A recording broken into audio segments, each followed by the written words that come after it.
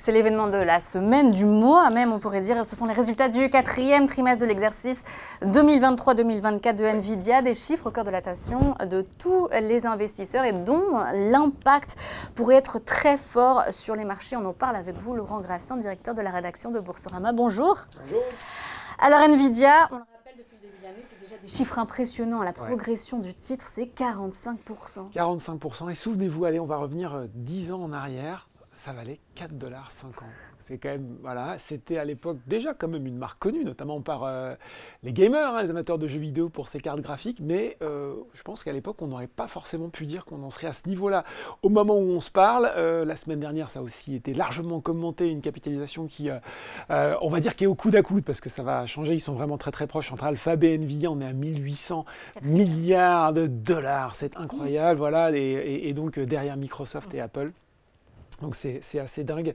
On rappelle qu'en France, la plus grosse capi, c'est LVMH, c'est 400 milliards. Donc c'est vrai qu'on mesure de mieux en mieux l'écart entre la tech, entre les géants de la tech US et ce qu'on fait en France. Et puis, deux choses sur les perspectives qui sont bonnes à rappeler.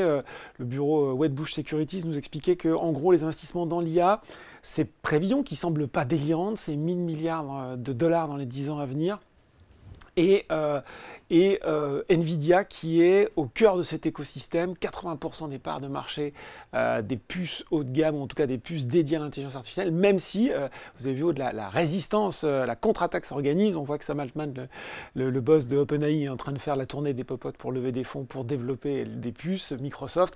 Et on avait Masayoshi Son, le PDG de SoftBank, qui lui aussi veut lever 100 milliards de dollars pour faire des puces. En attendant, pour le moment, c'est Nvidia qui a l'avance technologique avec lui. Et résultats donc publiés demain, oui, après bourse.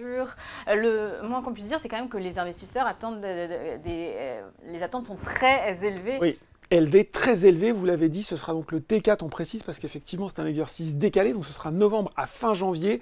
Alors ce que j'ai retenu, parce qu'effectivement j'ai regardé les différents consensus, et selon en fait les sources qu'on a, et les consensus sur lesquels on s'appuie, on n'a pas tout à fait les mêmes résultats. On va partir sur celui de LSI Group, et donc en moyenne qui est basé sur 33 analyses, donc c'est pas si mal. En moyenne on attend 4,56 $ de bénéfices par action, c'était 4,02 $ au troisième trimestre, et surtout une explosion du chiffre d'affaires hein, qui passerait de 6 milliards il y a un an à plus de 20,3 milliards cette année. Donc est-ce que l'hypercroissance profitable, parce qu'on rappelle aussi souvent, et on va avoir l'occasion d'en reparler, mais c'est toujours de comparer, oui ça y est, on est dans une situation de bulle, on est revenu au temps des TMT.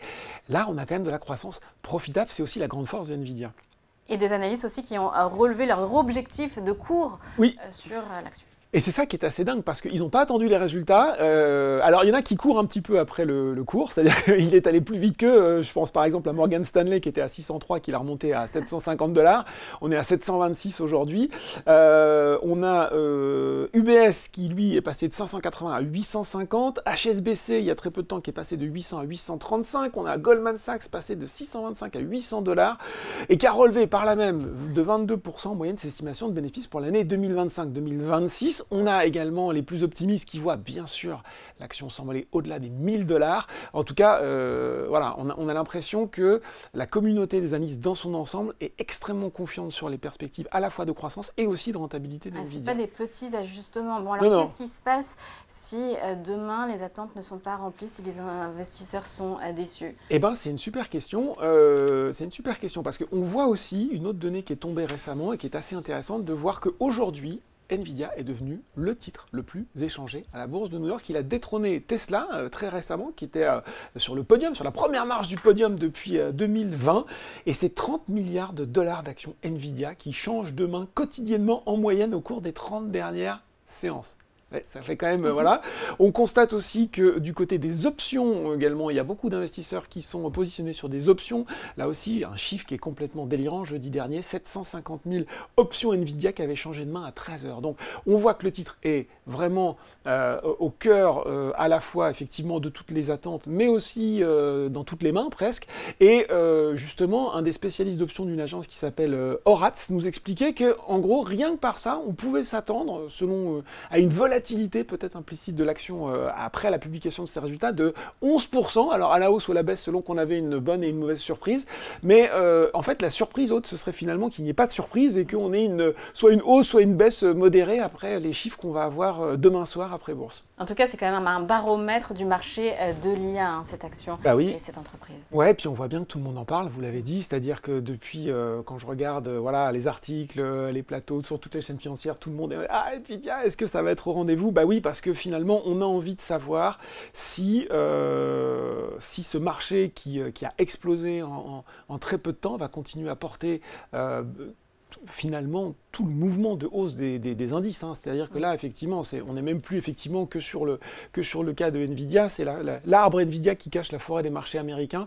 Ont été dévoilées en début de semaine les images de Sora faites par OpenAI, des vidéos d'1 minute d'un réalisme incroyable. Ce qu'on aime effectivement, là aussi, par rapport à la bulle des TNT, c'est qu'on a quand même l'impression que l'IA va apporter assez vite des gains de productivité aux entreprises. C'est aussi pour ça que je ne vais pas dire que c'est complètement différent, parce que quand on voit effectivement, d'un côté, l'optimisme généralisé des analystes, la confiance à tous les niveaux de valorisation record, on se dit, il y a quand même des choses qu'on a déjà vues dans le passé.